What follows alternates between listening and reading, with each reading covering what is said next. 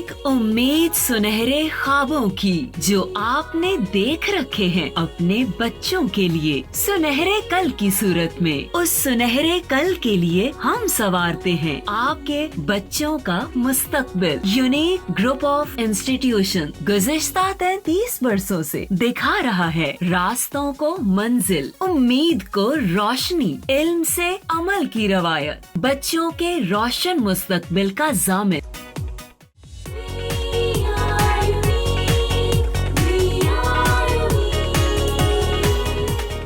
बिस्मिल्लाहिर्रहमानिर्रहीम। अस्सलाम वालेकुम स्टूडेंट्स, कैसे हैं आप लोग? होपफुली आप खैर से होंगे। जी बेटा, प्रीवियस लेक्चर था हमारा लेक्चर नंबर 40। लेक्चर नंबर 40 जो है उसमें हमने एक बहुत ही इम्पोर्टेंट टॉपिक पढ़ा, मसल्स एंड मूवमेंट, या हम इस तरह से कह सकते हैं जैसे कि आपके यूनिक नोट्स में ये क्वेश्चन बनाया गया कि what is the role of muscles in movement, यानी कि मसल जो हैं वो बोन्स के साथ मिलकर किस तरह से हेल्प आउट करते हैं टू परफॉर्म मूवमेंट। तो मूवमेंट में मसल्स का रोल हमने डिस्कस किया इन लेक्चर नंबर 41। आज बेटा हमारा टॉपिक है डिसऑर्डर्स ऑफ स्केलेटल सिस्टम, या simply we can say skeleton. Disorders of skeletal system और स्केलेटन। एक बात यहाँ पे जो है वो पहले हमने समझनी है, उसके बाद हम टॉपिक की तरफ चलते हैं कि स्केलेटल सिस्टम में कौन कौन सी चीज़ें इन्वॉल्व हैं। स्केलेटल सिस्टम में हमें इस चैप्टर में जितने भी कंपोनेंट्स उसने बताए हैं, जितने भी हमने पार्ट्स पढ़े हैं, उनमें कार्टिलेज है, उनमें बोन है, ठीक है। इसी तरह से हमने जॉइंट्स भी पढ़े, टेंडन्स एंड लिगामेंट्स भी पढ़े। फिर हमने मसल्स जो हैं ये आप लोगों ने 9th में पढ़े। बहरहाल मसल सपोर्टिव रोल प्ले करते हैं इन स्केलेटल सिस्टम। तो अगर जॉइंट्स में, बोन्स में, कार्टिलेज में कोई मसला है तो उसकी वजह से जो डिसऑर्डर्स जन्म लेंगे, जो डिजीज़ जन्म लेंगी, उनको हम बोलेंगे डिसऑर्डर्स ऑफ स्केलेटल सिस्टम। जी बेटा, तो हमने डिसऑर्डर्स ऑफ स्केलेटल सिस्टम को पढ़ना है। ये बिल्कुल उसी तरतीब से है जिस तरह से हमने फर्स्ट चैप्टर में देखा।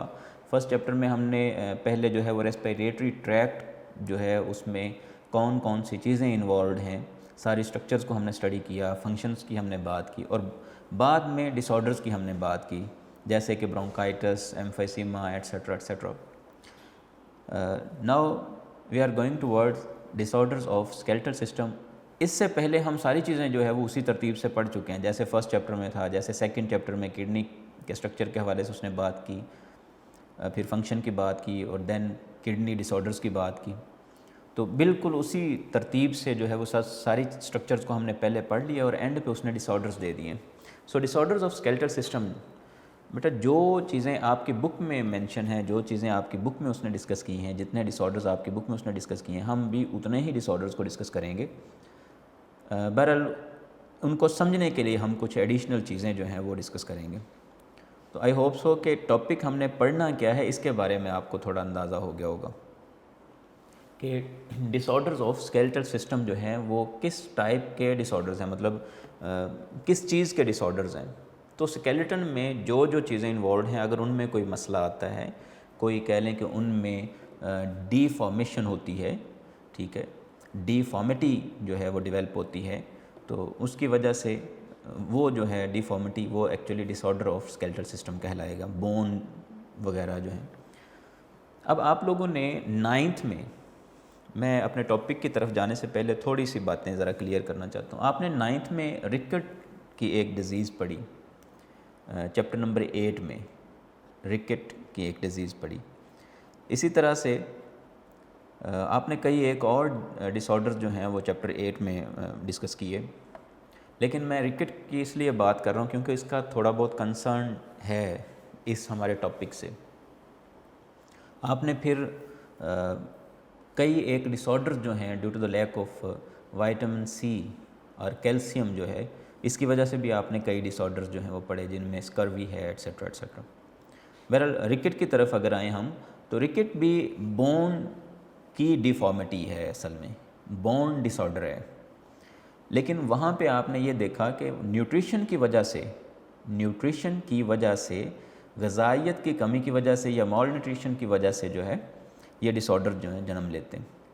अब यहाँ पे स्केलेटल सिस्टम के बेटा जो डिसऑर्डर्स हैं इनकी कॉजेज़ क्या हो सकती हैं, इनकी कॉजेज़ की नेचर क्या हो सकती है, वो हम यहाँ पे डिस्कस करेंगे और डिसऑर्डर्स को हम आइडेंटिफाई करेंगे, उनके सिम्टम्स की बात करेंगे और अगर कोई ट्रीटमेंट जो उसने तजवीज़ किया है, सजेस्ट किया हमें इन चैप्टर, तो हम उसको भी बेटा डिस्कस करेंगे।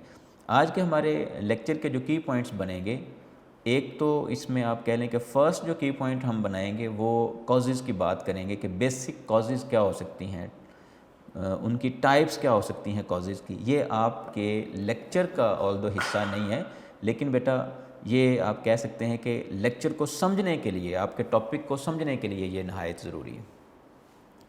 तो नेक्स्ट अगर हम बात करें कौन से की पॉइंट्स बनेंगे, तो दो तरह के डिसऑर्डर्स आपकी बुक में उसने डिस्कस किए हैं। हम उन दो तरह के डिसऑर्डर्स को हम पहले डिस्कस करेंगे। पहली टाइप का डिसऑर्डर जो है उसको उसने कहा है ऑस्टियोपोरोसिस।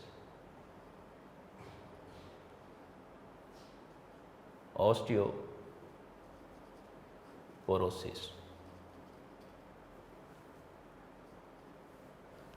इसी तरह से सेकंड जो है उसने नाम दिया इसको आर्थराइटिस।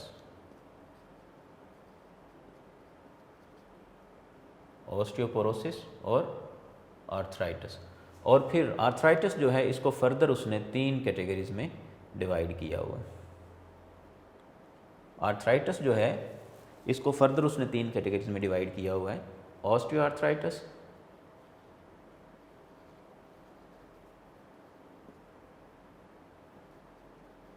osteoarthritis, then rheumatoid,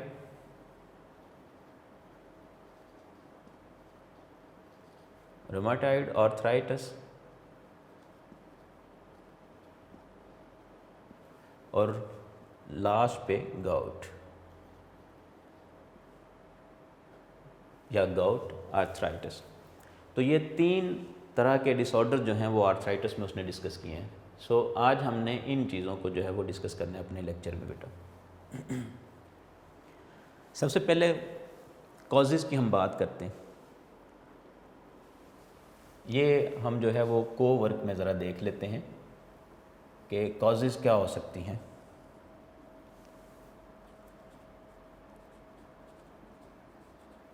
को वर्क मैं आपको हमेशा से कहता हूँ ये हमारा सपोर्टिव वर्क है। लेक्चर को समझने के लिए जो भी हम चीज़ें, एडिशनल चीज़ें जो हम डिस्कस करेंगे वो हमारे को वर्क में आएंगी। को वर्क में हम डिस्कस करने जा रहे हैं कॉजेज़ के डिसऑर्डर्स ऑफ स्केलेटल सिस्टम की मेन कॉजेज़ क्या हो सकती हैं। बेटा 3 तरह की कॉजेज़ हो सकती हैं। 3 तरह की कॉजेज़ हो सकती हैं बोन डिसऑर्डर में, कार्टिलेज डिसऑर्डर में या जॉइंट डिसऑर्डर जो है उसमें 3 तरह की। कौन सी? नंबर 1 पे ये जेनेटिक रीज़न हो सकती है कोई। नंबर 2 पे ये कोई न्यूट्रिशनल रीज़न हो सकती है।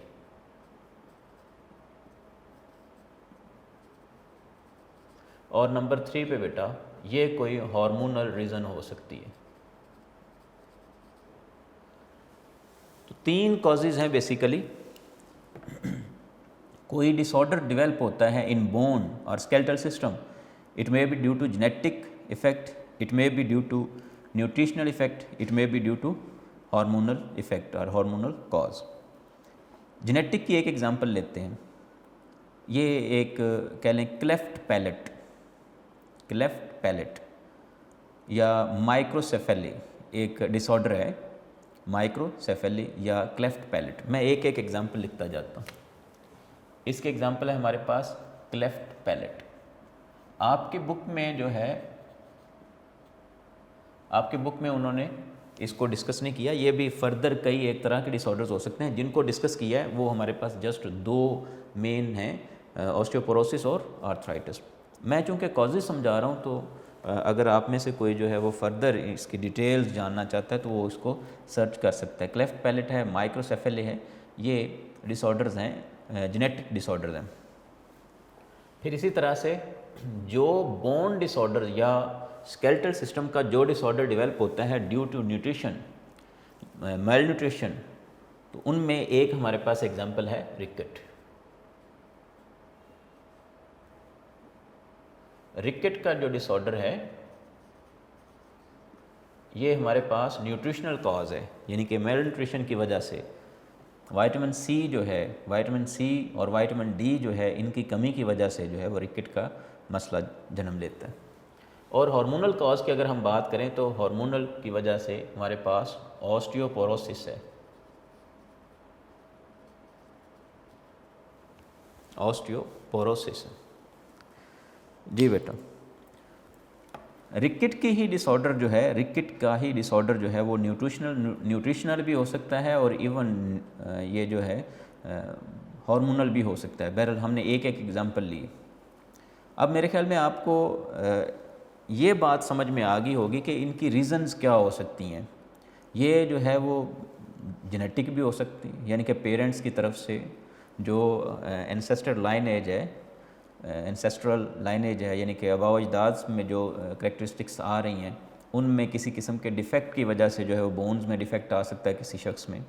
इसी तरह से उसकी डाइट जो है उसमें कमी की वजह से, या कह लें कि डाइट जो है इम्प्रॉपर डाइट की वजह से, बैलेंस डाइट ना होने की वजह से जो है वो हो सकता है कोई डिसऑर्डर, बोन डिसऑर्डर। या फिर लास्ट पे जो है वो हार्मोनल हो सकता है कि उसकी बॉडी में या तो प्रॉपरली कोई हार्मोन जो है वो एक्सक्रीट नहीं हो रहा, कोई प्रॉपरली हार्मोन जो है वो प्रोड्यूस नहीं हो रहा बाय एंडोक्राइन ग्लैंड्स। तो ये 3 बेसिक रीज़न्स हो सकती हैं बेटा। अब हम आते हैं अपने टॉपिक की तरफ। रीज़न्स की हमने बात पहले कर ली, अब हम इन पे भी अप्लाई करेंगे कि इन पे भी हम अप्लाई करेंगे यही चीज़ें कि किस तरह कौन सा डिसऑर्डर जो है वो इनमें से कौन सी कॉज की वजह से। तो पहले चलते हैं हम जी अपने फर्स्ट डिसऑर्डर की तरफ, दैट इज़ ऑस्टियोपोरोसिस।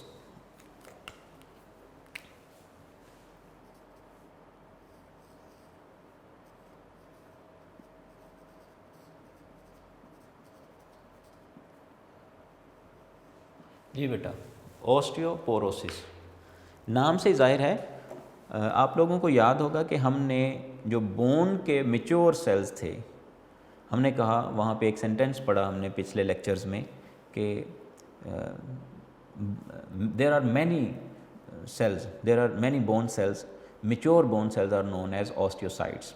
तो ये हमने सेंटेंस पढ़ा कि बोन की बेशुमार जो हैं वो सेल टाइप्स हो सकती हैं, लेकिन उनमें से जो मैच्योर टाइप के जो बोन सेल्स हैं हम उनको ऑस्टियोसाइट्स बोलते हैं, ऑस्टियोसाइट्स।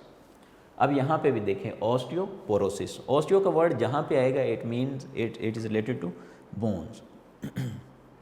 तो ऑस्टियोपोरोसिस ये डिज़ीज़ कैसी डिज़ीज़ है? ये है, इसको हम ये कह सकते हैं कि इस डिसऑर्डर की वजह से लो डेंसिटी ऑफ बोन्स,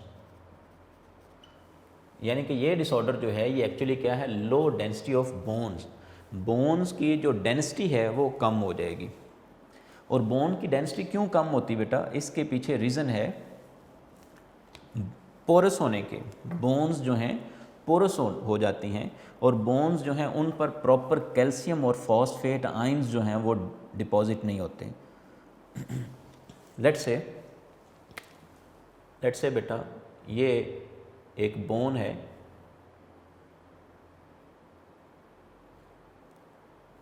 तो बोन के ऊपर जो है, लेट्स से ये एक बोन है, तो इसके ऊपर हमें पता है कि बेशुमार जो हैं आयंस वो डिपॉजिट होते हैं और इसकी वजह से ये बोन जो है वो हार्ड हो जाती है। इस बोन में जगह जगह पे जो है वो पोर्स डेवलप होना शुरू हो जाएंगे। ये पोर्स क्यों डेवलप होते हैं? यहाँ से कैल्शियम आयंस और फॉस्फेट आयन PO4 3-, ये 2 तरह के आयंस जो हैं ये यहाँ से रिमूव हो जाते हैं। इसकी रीज़न क्या होती है? इनके रिमूवल की रीज़न क्या होती है? इसके पीछे है बेटा हार्मोन्स। रिमूवल क्यों पॉसिबल होता है? Due to lack of calcitonin. एक ये रीज़न हो सकती है, एंड एस्ट्रोजन। ये estrogen in female.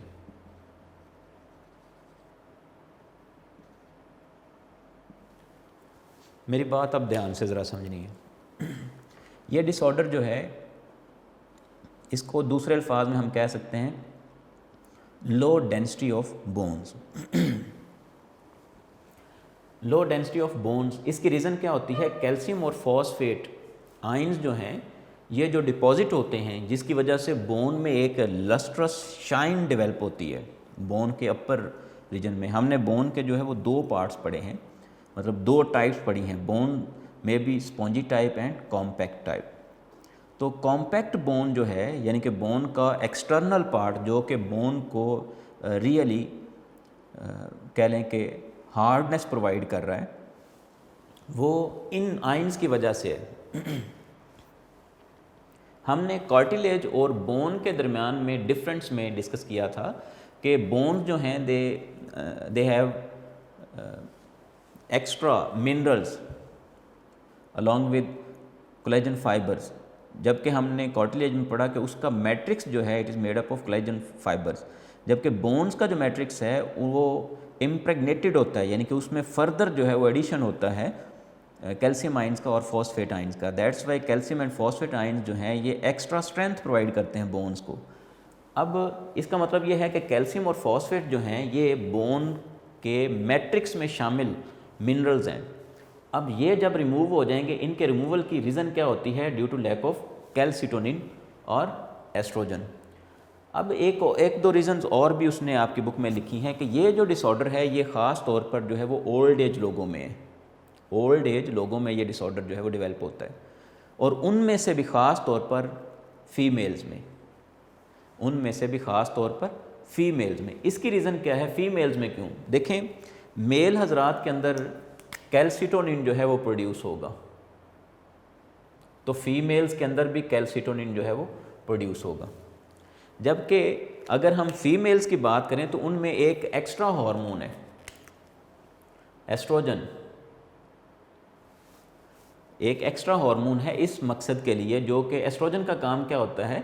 Deposition of calcium and phosphate ions into bones.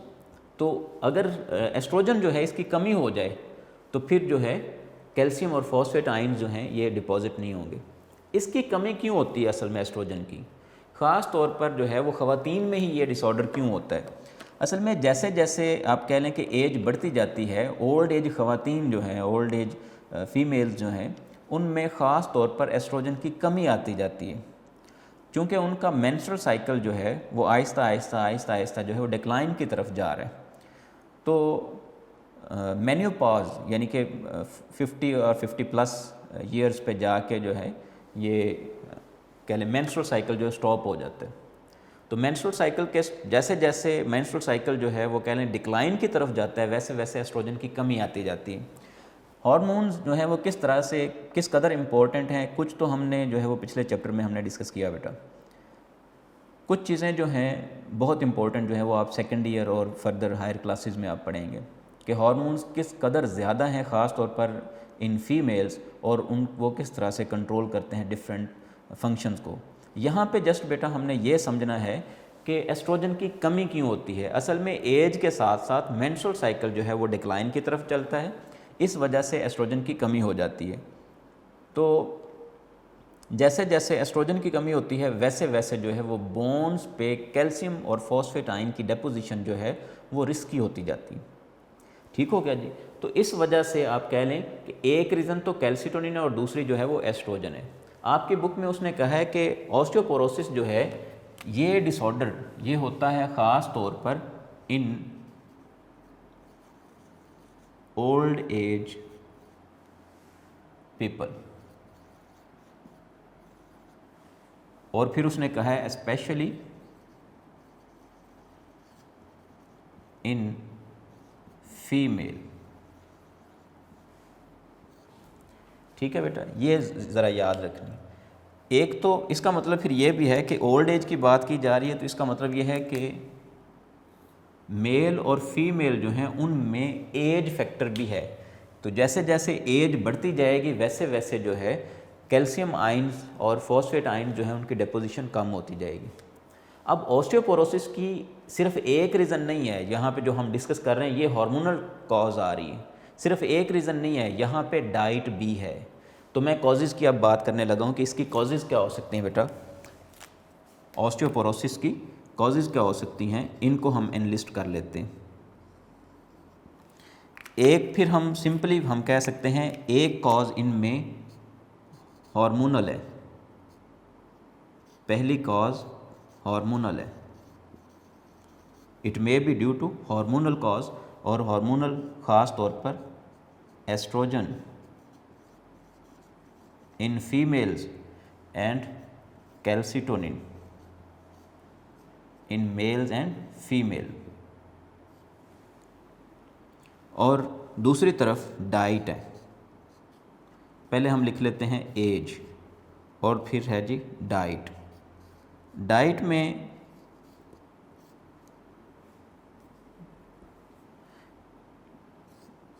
में ख़ास तौर पर बेटा lack of protein, vitamin D, protein and vitamin D and C.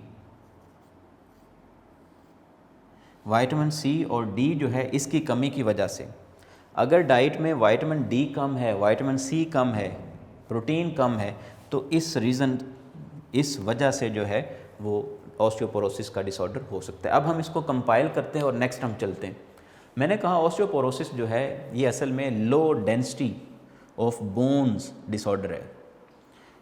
Low density क्यों होती है कि जितने आइंस पहले से डिपॉजिट हैं, इसको ज़रा अब और तरीके से समझने की कोशिश करते हैं। लेट्स से ये बोन की एक साइड है, मैं यहाँ पे शो कर रहा हूँ डिफरेंट टाइप के आइंस।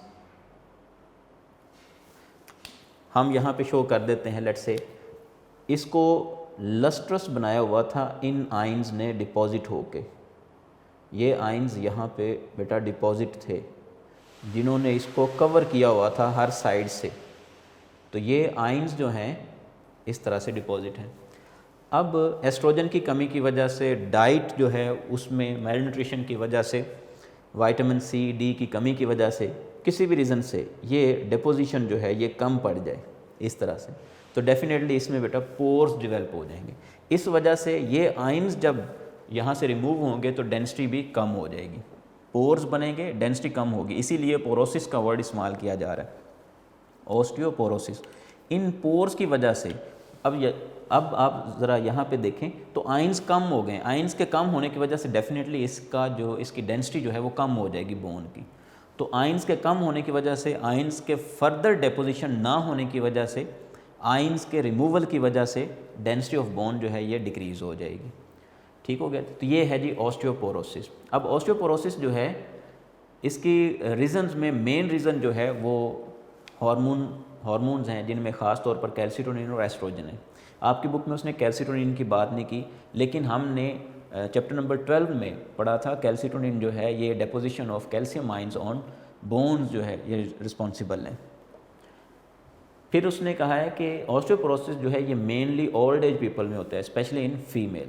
तो फीमेल में ही क्यों, ये भी हम रीज़न जो है वो देख चुके हैं कि फ़ीमेल्स में असल में menstrual cycle related hormone that is estrogen जो है ये with the decline in menstrual cycle ये साथ साथ जो है इसकी भी कह लें कि सिचुएशन, इसकी भी सेक्रीशन जो है वो कम होती जाती है एस्ट्रोजन की। फिर हमने कॉजेज़ की बात की बेटा, 3 तरह की कॉजेज़ हो सकती हैं। They may be hormonal, they may be age related, they may be diet. तो ये हमने देख लिया। इसके बाद चलते हैं हम इसमें एक आखिरी चीज़ और मैं ऐड कर दूं। ऑस्टियोपोरोसिस में बोन्स जो हैं वो टेढ़ी भी हो जाती हैं। रिकेट में भी बोन टेढ़ी हो रही हैं, ऑस्टियोपोरोसिस में भी बोन्स जो हैं वो टेढ़ी हो जाती हैं। ख़ास तौर पर वो जो कि वेट बेयरिंग होंगी, वेट बेयरिंग बोन्स जो हैं वो टेढ़ी हो जाएंगी, और रिकेट में भी यही हो रहा है। रिकेट और चीज़ है, वो जस्ट न्यूट्रिशनल कॉज की वजह से होती है। रिकेट का डिसऑर्डर जो है जो आपने 9th में पढ़ा। ऑस्टियोपोरोसिस जो है ये हार्मोनल कॉज की वजह से, ख़ास तौर पर डाइट की वजह से भी हो सकता है। ठीक हो गया जी। नेक्स्ट हम बात करते हैं बेटा सेकंड डिसऑर्डर की, that is arthritis.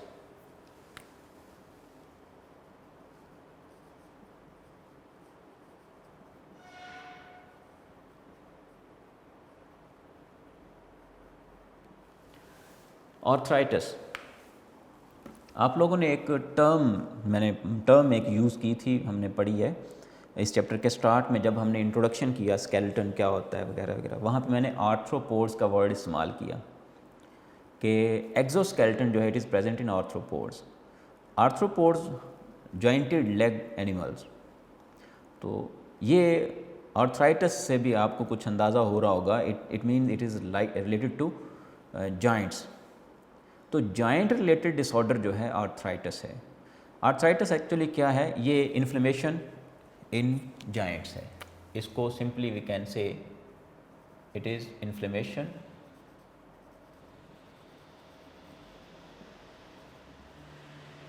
In joints. इसको हम सिंपली कह सकते हैं ये जॉइंट्स में इन्फ्लेमेशन का नाम है। अब आर्थराइटिस जो है इसको फर्दर उसने डिवाइड किया है, लेकिन इसकी हम कह लें कि पहचान ज़रा देख लेते हैं कि आर्थराइटिस जो है ये असल में है क्या चीज़। पहले हमने कहा कि ये जॉइंट रिलेटेड डिसऑर्डर है और ये क्या है, इन्फ्लेमेशन इन जॉइंट्स। तो इसको फर्दर ज़रा देखते हैं। आर्थराइटिस जो है इसकी कह लें कि पहचान क्या हो सकती है। इसकी सिम्टम में बेटा दो चीज़ें उसने मेंशन की हैं यहाँ पे। एक उसने कहा है स्टिफनेस एट जॉइंट्स एंड, और दूसरी उसने कहा है पेन। तो जॉइंट्स पे पेन और स्टिफनेस जो है, जॉइंट का अकड़ जाना, जॉइंट्स पे उनको ख़ास मूव करवाने पे जो है वो पेन का होना, ये आर्थराइटिस की पहचान है, ये सिम्टम्स हैं मेन। अब आर्थराइटिस की बेशुमार टाइप्स हो सकती हैं। आपकी बुक में उसने जस्ट 3 टाइप्स जो हैं वो डिस्कस की हुई हैं, वैसे इसकी करीबन 100 के करीब डिफरेंट टाइप का आर्थराइटिस जो है वो हो सकता है। अब आर्थराइटिस का जो डिसऑर्डर है उसमें 3 उसने डिस्कस किए हैं। सबसे पहले उसने ऑस्टियो आर्थराइटिस की बात की है। यहाँ पे बच्चे जो हैं वो बहुत ज़्यादा जो है वो गलती कर जाते हैं। क्वेश्चन पूछा जाता है बोन डिसऑर्डर्स के हवाले से, तो वो ऑस्टियोपोरोसिस और ऑस्टियो आर्थराइटिस जो है इन दोनों को मिक्सअप कर देते हैं। ऑस्टियोपोरोसिस जो है ये मेन डिसऑर्डर है, ये अलग नेचर का है। अब आर्थराइटिस की एक टाइप है, कह लें कि सब टाइप है एक ऑस्टियो आर्थराइटिस। ये हमने देखा है 2 मेन टाइप्स हैं, ऑस्टियोपोरोसिस और आर्थराइटिस। ऑस्टियोपोरोसिस सिंगल डिसऑर्डर है जो आपकी बुक में उसने डिस्कस किया है। आर्थराइटिस की फर्दर 3 टाइप्स हैं, ऑस्टियो आर्थराइटिस। अब ये देखें, इन दोनों चीज़ों को स्टूडेंट्स जो है वो मिक्सअप कर देते हैं, ऑस्टियोपोरोसिस और ऑस्टियो आर्थराइटिस। ये ज़रा जहन नशीन फरमाना है कि ऑस्टियो आर्थराइटिस जो है ये आर्थराइटिस की सब टाइप है।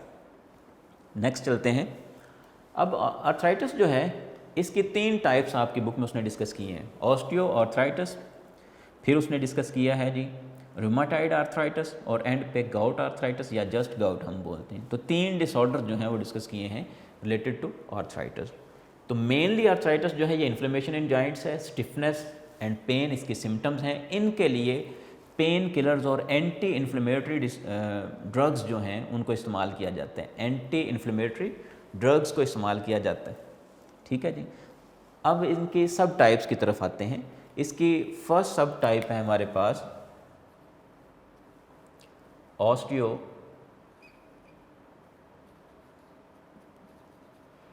Arthritis.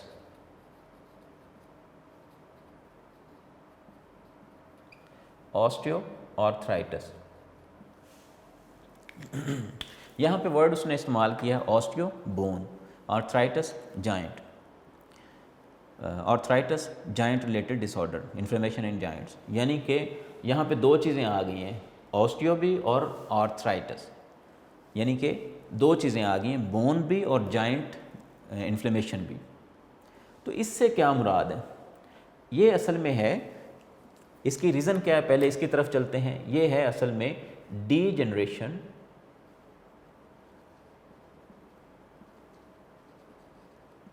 Degeneration in cartilage at joints.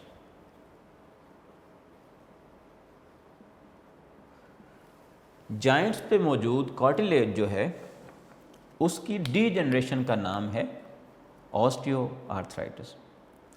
ये आप कह सकते हैं तीनों जो डिसऑर्डर्स दिए गए हैं इनकी तरतीब कुछ यूँ है कि सबसे कह लें कि लो ग्रेड जो है वो गाउट है, और जैसे जैसे हम ऊपर जाएंगे ये उतना ही ज़्यादा सीवियर डिसऑर्डर है। इसका मतलब ये है कि आर्थराइटिस की टाइप में सबसे ख़तरनाक जो है, सबसे मोहलिक जो है, वो ऑस्टियोआर्थराइटिस को कंसीडर किया जाता है। अब लेट्स से ये इससे क्या मुराद है, ये दो बोन्स हैं, लेट्स से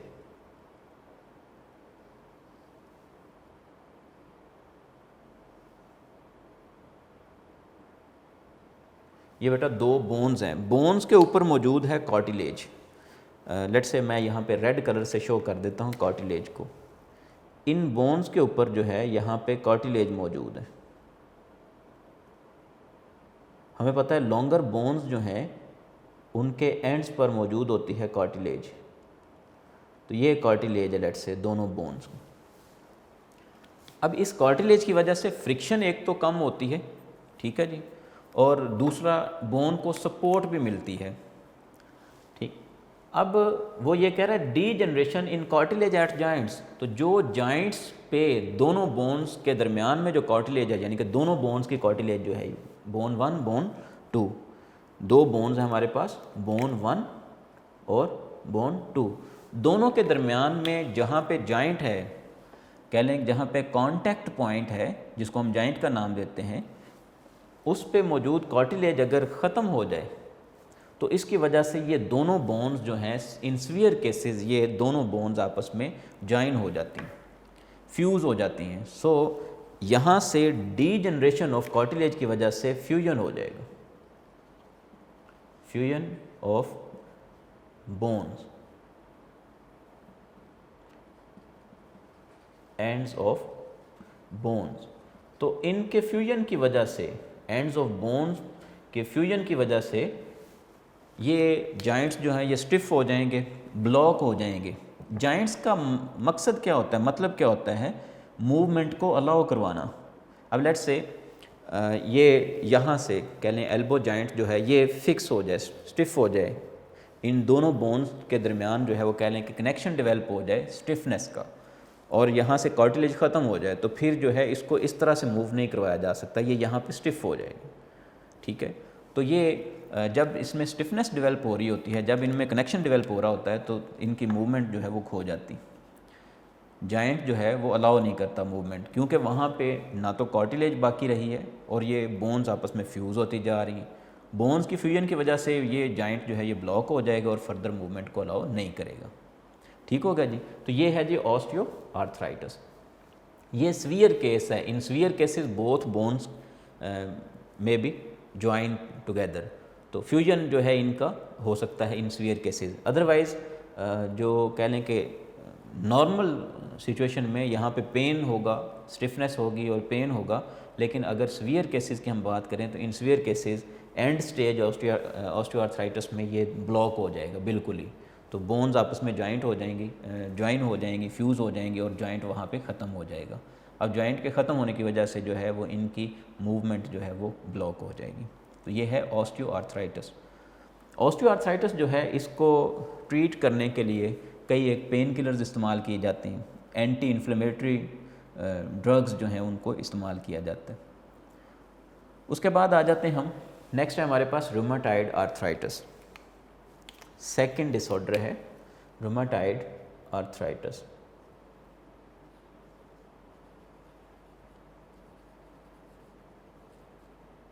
मैं जस्ट यहाँ पे रूमेटॉइड लिख रहा हूँ, रूमेटॉइड आर्थराइटिस। ये क्या चीज़ है, ये आपकी बुक में उसने लिखा है। इसको अगर हमने पहचानना है, इसको डिफ़ाइन करना है, simply we can say it is inflammation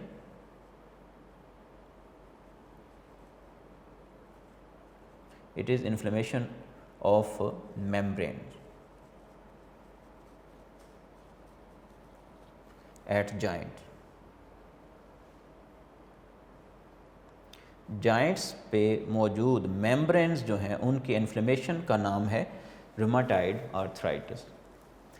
अब इसमें उसने कुछ सिम्टम्स दी हैं कि रूमेटॉइड आर्थराइटिस जो है इसकी सिम्टम्स क्या हो सकती हैं, इसको कैसे पहचाना जा सकता है। इसके कुछ सिम्टम्स दी हुई हैं जिनमें pen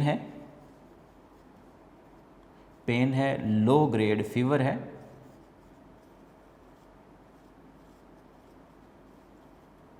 etcetera etcetera. Joint stiffness है तो फिर इसका ट्रीटमेंट भी उसने आगे जो है वो डिस्कस किया। वही जो हमने आर्थराइटिस के लिए जो मेन कह लें कि मेडिसिन्स की मैंने जिक्र किया पहले, तो वही जो है इनके लिए भी, रूमेटाइड के लिए भी इस्तेमाल की जा रही हैं। कौन सी? Anti inflammatory drugs, anti inflammatory drugs और साथ पेन किलर्स। जी बेटा, ये हमारे पास 2 डिसऑर्डर जो हैं वो कंप्लीट हो गए। अब लास्ट पे हमारे पास रह गया है गाउट। गाउट क्या चीज़ है, इसको बेटा हम उधर ही डिस्कस कर लेते हैं। हेडिंग ऑलरेडी लिखी हुई है, हम इसको 3rd टाइप के तौर पर यहाँ पे ही हम डिस्कस कर लेते हैं। ये है हमारे पास नंबर 3 पे बेटा, गाउट। गाउट आर्थराइटिस या जस्ट गाउट, ये क्या है? इसको वो कह रहा है ये असल में है accumulation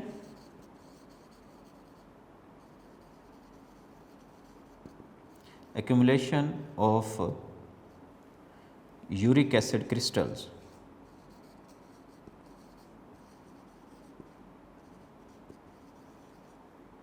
eight joints.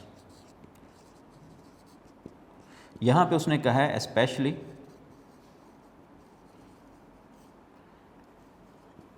To joints, यानी कि पाँव की उंगलियां जो हैं उनके जॉइंट्स जो हैं वो ब्लॉक हो जाते हैं, उनमें असल में एक्यूमुलेशन हो जाती है यूरिक एसिड क्रिस्टल्स की।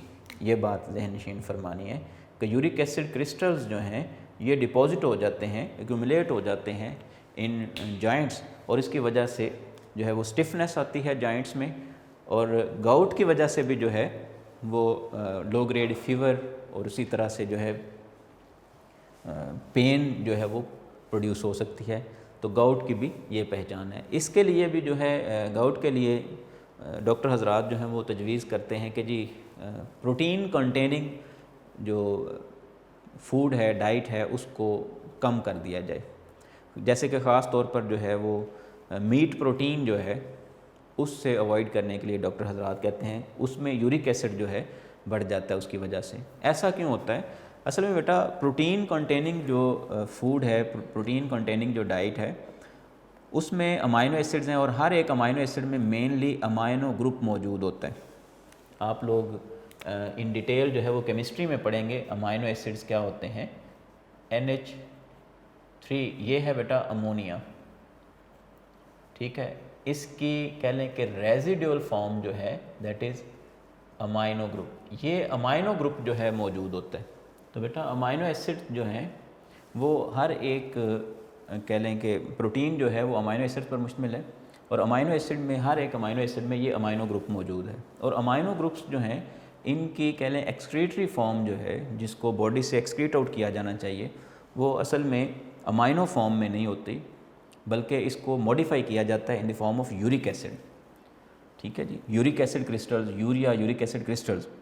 तो आप सिंपली ये कह सकते हैं कि अमाइनो ग्रुप जो है इसकी मॉडिफाइड फॉर्म और लेस टॉक्सिक फॉर्म जो है वो हमारे पास यूरिया यूरिक एसिड है।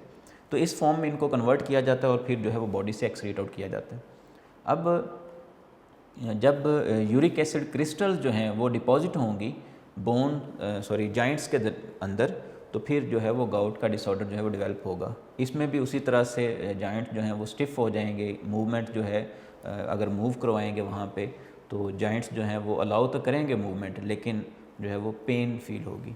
सो आज हमने बेटा डिस्कस किया लेक्चर नंबर 41 में डिसऑर्डर्स ऑफ स्केलेटल सिस्टम, और उसमें हमने मेनली 2 डिसऑर्डर्स को डिस्कस किया, ऑस्टियोपोरोसिस और आर्थराइटिस।